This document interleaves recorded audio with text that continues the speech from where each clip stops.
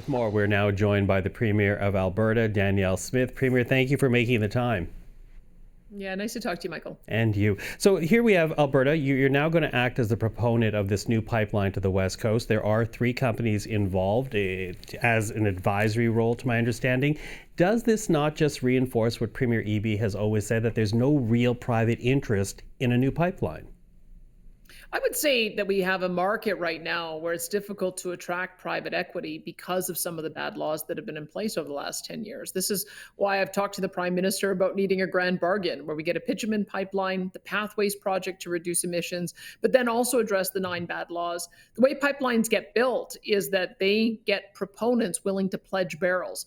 Well, if you've got an emissions cap and a tanker ban at the moment, there aren't any proponents that are willing to pledge those barrels, which is part of the reason why it's difficult to get a pipeline built. It's a chicken and egg problem, and we're hoping to be able to cut through that so we can get this on the major projects list, so we can attract private capital, so that we can start the industry going again.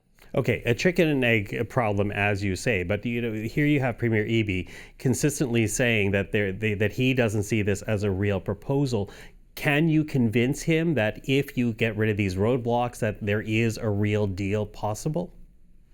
Well, I look at the proposals on the first 5 projects that have been announced, and there's an aspirational project to build a major high-speed rail line between Quebec and Toronto, which I think is a great project. But it's pretty early days, and it's a pretty substantial project and would probably require a lot of government money. We think that we're further along on this one because, first of all, Northern Gateway did have a proponent 10 years ago. We do have 3 companies at the table giving us technical advice who collectively have about 550 years of pipeline experience. So we believe that if we can get to a point where the government's willing to say yes, put it on the projects list, that we'll be able to attract that private capital. I've always been of the view that if this exercise is all about proposing projects that then federal taxpayer money has to be used to build, that's going to be a failure of the enterprise. What we need to do is we need to get some of the $500 billion worth of private investment that has been scared away from this country back into the country, and we think that we can be a catalyst to make that happen. Okay, a catalyst, as you say, but let's go back to a little bit of what you were saying earlier, that there are still regulations that might be challenging for private corporations, and among them is that oil tanker ban along the BC West Coast. You've been raising it time and again. What's the latest on that? Is Ottawa willing to get rid of that ban? We've been talking to them about how we would be able to either repeal or substantially revise some of the bad laws that are in place, and that has obviously been one of them. You can't build a new pipeline if you're not able to load it onto a ship, and so it is going to be up to Prime Minister Carney to give an indication of whether or not he's willing to work with us. We have told him that the grand bargain means it's all 3. If we want to build the Pathways project to have lower emissions, which we do, you have to have a revenue source to pay for that, and the revenue source you get is from having a new revenue stream that comes from having a new market and a new pipeline so that you can generate those revenues. On top of that, though, we need to be able to address these 9 laws so that we have the proponents, our Cenovus and CNRL, Imperial, and various others, willing to expand production so that they can fill the pipeline and get those products to market. That's how it has worked historically, is that when we did have a private sector proponent with confidence, they would go out to the market, get barrels pledged, and then they'd be able to go to the banks and the equity markets in order to get the dollars to invest.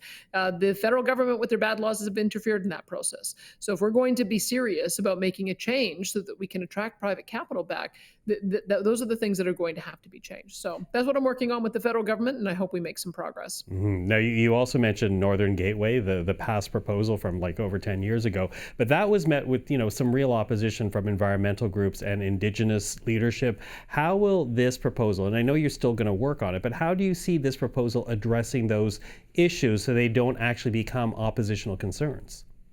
Well, our beginning point has always been that there needs to be ownership from Indigenous nations. And it has to be at the early stages. So one of the first things that my Indigenous Relations Minister, Rajan Sani, did on Monday was to call Indigenous leaders and let them know that this was going to be announced today and that we want to partner with them on it. She's already paid a visit to Port-au-Prince Rupert and spoken with some of the leadership that is local there as well. And we're intending to build the relationships, identify the issues, issues and to make sure that Indigenous nations are full partners in the development of this pipeline proposal. So we did, looking back historically, there were 38 nations that had been community benefits partners in the original Northern Gateway pipeline project. We have, in the meantime, seen that Coastal GasLink was developed, as well as several LNG projects. Trans Mountain was developed and expanded, and so we have had some success in being able to move projects forward.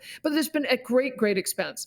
And in the case of Trans Mountain, it went probably about $10 billion beyond what it should have, just because we didn't have a private proponent. That's why we don't think that these are the kinds of projects that should be built by government. We believe that if we create the right environment, the private sector will build them, because the case is so strong for being able to access new markets, particularly in Asia. We know that our Asian partners have already received some of our product. They want more of it.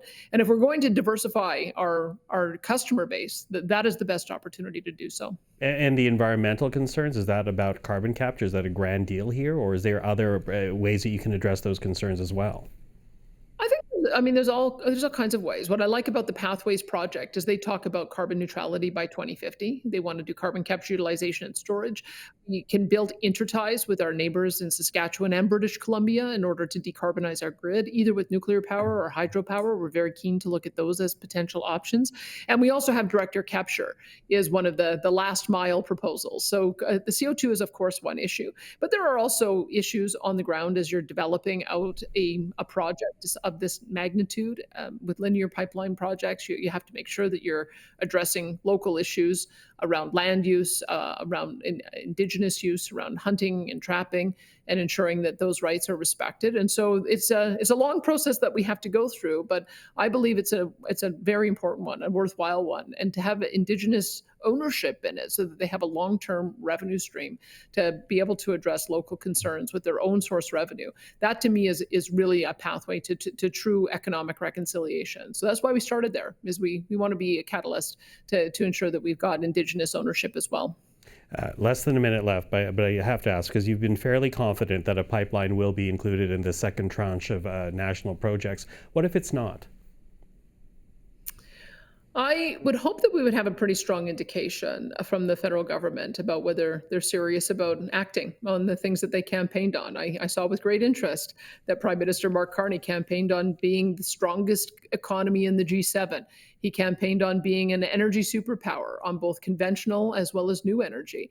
And so he's got to make good on those words, in my view. He got a mandate on that basis, and we're going to see whether or not he's going to make some of the changes that will allow us to get there. We're meeting him halfway, and so we're just asking for a partner in the federal government, because it benefits all of us. If we can get a new pipeline to the coast, 1 million barrels a day, it would add $20 billion worth of annual GDP, and all of the revenues associated with that go to both the provincial government as well as the federal government. We think that this is a way that we can get a win-win-win all the way around, and these are the kinds of projects that we need to build more of. Premier Smith, always appreciate the time. Thank you for this. Thank you. See you again.